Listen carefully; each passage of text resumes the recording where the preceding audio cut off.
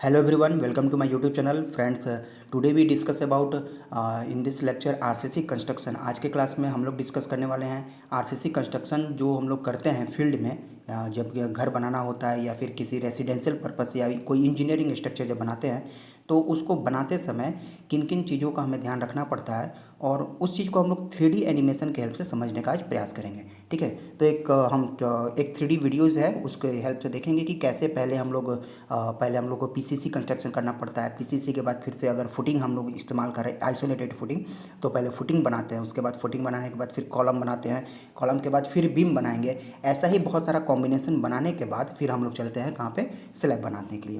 तो एक एक करके हम लोग ध्यान से देखेंगे सबसे पहले क्या क्या करते हैं। देखिए, जैसे कि यहाँ पर ये आपको एक फुटिंग दिख रहा होगा। ठीक है, ये बीम भी है, कॉलम भी है यहाँ पे। ठीक है, तो यहाँ पर हम लोग करेंगे क्या,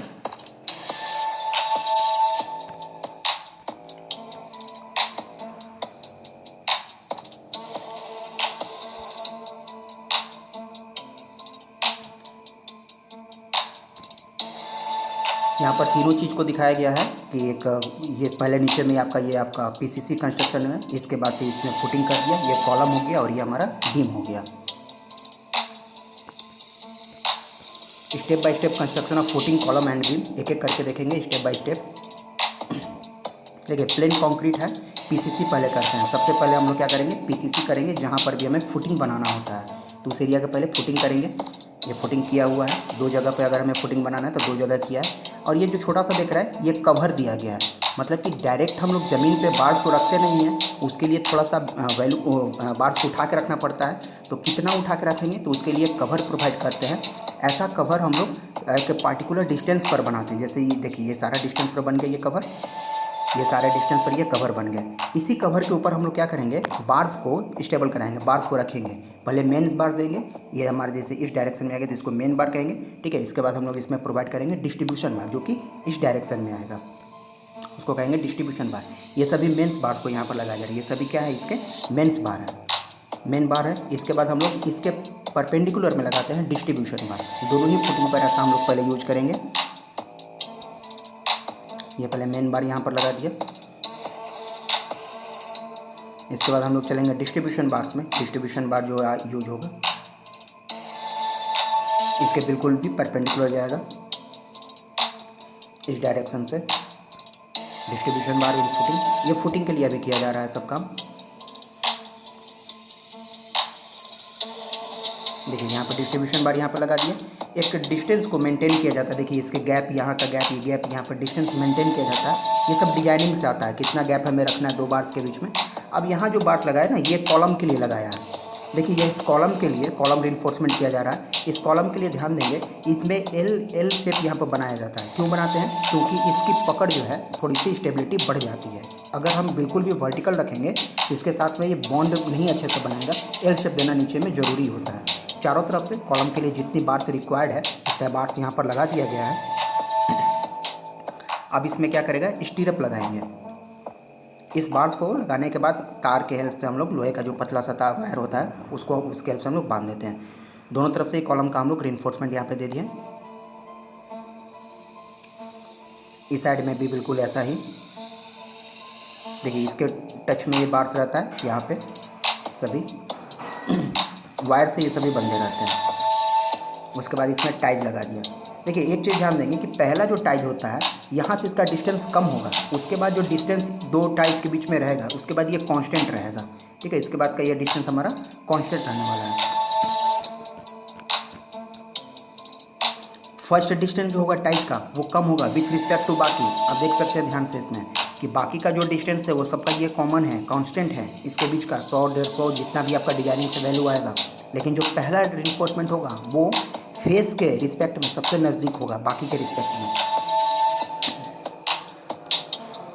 सारे में टाइज प्रोवाइड कर दिया गया है। टाइज इसी तरह सेम हम लोग करेंगे दूसरे वाले कॉलम में भी, जहाँ पे प्रोवाइड करना है। इसका टॉप व्यू है, ऊपर से देखने पर कैसा दिखेगा ये। इसमें जो कॉलम के लिए जो रिइंफोर्समेंट देख रहे हैं ना, ये सभी डिजाइनिंग से आता है कि कॉलम के कितना लोड बियर करेगा और कितना हमें रिइंफोर्समेंट देना पड़ेगा, उसके बीच का स्पेसिंग कितना होगा। फुटिंग में कंक्रीटिंग कर दिया गया है, इसके बाद कॉलम में कंक्रीटिंग होगा एंड देन उसके बाद बीम में कंक्रीटिंग करेंगे। हमारा फुटिंग में कंक्रीटिंग कर दिया गया है। इसके उसको वही व्यू को दिखाया गया हटा करके कंक्रीट की, अंदर में बार्स था, देखिए कंक्रीटिंग हो चुका है यहाँ पे। अब हम लोग कॉलम में कंक्रीटिंग करेंगे एंड देन कंक्रीटिंग करने वाले, देखिए कॉलम में ये कंक्रीटिंग हो गया, कॉलम में भी कंक्रीटिंग कर दिया गया। अब इसके बाद हम लोग यहाँ पर जो बीम्स है उसके लिए रिइंफोर्समेंट प्रोवाइड करेंगे। यहाँ से होते हुए रिइंफोर्समेंट जाएगा दूसरे बीम में, और यहाँ भी जो रिइंफोर्समेंट प्रोवाइड करेंगे उसमें भी एक एल शेप इस तरह का लगाएंगे। इसको हम लोग एनकरेज लेंथ, डेवलपमेंट लेंथ, दोनों अलग अलग चीज़ है, उसका यूज होता है। आपको डेवलपमेंट लेंथ थोड़ा कैसा ही एनिमेटेड वीडियो भी बनाएंगे, आपको अगर नहीं क्लियर होगा तो वहाँ पर ज़्यादा जाकर क्लियर होगा। देखिए इसके बीच का बार्स है, ये यहाँ से बार्स दिखाया गया था। अब इस कॉलम से देखिए बार्स की हेल्प से इसमें कनेक्ट किया, यहाँ बार्स लगाया, बार्स लगाने करके कनेक्ट करते हैं। बॉटम बीम के बॉटम पार्ट में बार्स देखिए, यहाँ भी एल शेप दिया है ना, इसको एल शेप ऊपर की तरफ दिया है। ऐसे ही जब ऊपर से बार्स लगाएंगे तो ऐसे ही एल शेप ऊपर की तरफ से ही बनाएंगे, क्योंकि इसकी बॉन्डिंग बनाए रखने के लिए। ऐसे ही बॉटम में जितने भी बार्स की ज़रूरत होगी उतने बार्स यहाँ पर लगाएंगे। ये नंबर ऑफ बार जो है डिजाइनिंग के थ्रू आता है, अंदाज से नहीं डाल सकते हैं इसमें बार्स। जितना आपका लोड है उसके अकॉर्डिंग ये डिजाइन किया जाता है। 4 बार्स इसमें बॉटम में प्रोवाइड कर दिया, ऊपर में भी टॉप में भी प्रोवाइड करेगा। उसके बाद इसमें हम लोग स्टिरप्स लगाएंगे, यहाँ भी देखिए, यहाँ भी एल शेप बनाया हुआ है सब में। ऐसे ही टॉप से भी एल शेप बनाएगा, दोनों साइड में इस तरह से एल शेप प्रोवाइड किया हुआ है। टॉप से भी देखिए बार्स लगाया, टॉप बार्स, यहाँ भी आपको एल शेप जरूर दिखने को मिलेगा। ये दोनों में एल शेप है, ऐसे ऊपर से भी बार्स लगाएं। बार्स कंप्लीट होने के बाद इसमें हम लोग स्टीरअप प्रोवाइड करते हैं एंड देन उसके बाद कवर प्रोवाइड करने के बाद सेंटरिंग इसका करेंगे। सेंटरिंग के बाद हम लोग क्या करेंगे कि इसका रिइंफोर्समेंट, इसमें कंक्रीटिंग कर देंगे। बॉटम में 4 बार दिया, ऊपर में 3 बार दिया। देखिए ये डिजाइनिंग का पार्ट है, ये हम अपने मन से नहीं दे सकते हैं। देखिए इसके बाद इसमें सब में स्टीरअप्स प्रोवाइड कर दिया गया, बीम स्टीरअप्स। देखिए ये सभी इसके क्या है, इसके ये सभी स्टीरअप्स है इसके बीम में। बीम में स्टीरअप हम लोग देते हैं ताकि इसको ये डिफ्लेक्शन से बचाए, कॉलम में देते हैं ताकि बकलिंग से बचाए। ये स्टीरअप्स में प्रोवाइड किया गया है। एक पार्टिकुलर डिस्टेंस मेंटेन करता है, बीच में ज़्यादा गैप है, किनारे इसमें कम गैप है। देखिए तो सबका बीच में ज़्यादा गैप होते हैं और दोनों साइड में इसके कम गैप होंगे, 2 स्टीरअप के बीच में।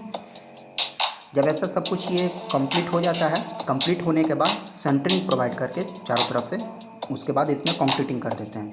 ये व्यू अंदर से इसको देखने पर कुछ ऐसा दिखेगा।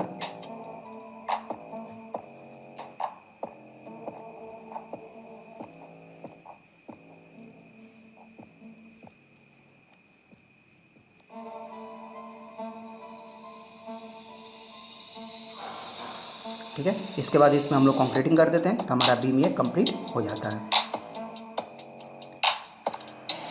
ये हमारा कंप्लीट बीम हो गया। ठीक है, तो आज के क्लास में इतना ही। मिलते हैं नेक्स्ट क्लास में एक अलग वीडियो के साथ में, जिसमें हम लोग कुछ अलग चीज़ें जानेंगे। अगर आप चैनल पर नए हैं तो चैनल को ज़रूर सब्सक्राइब करें और लाइक भी करें। ठीक है, मिलते हैं नेक्स्ट क्लास में।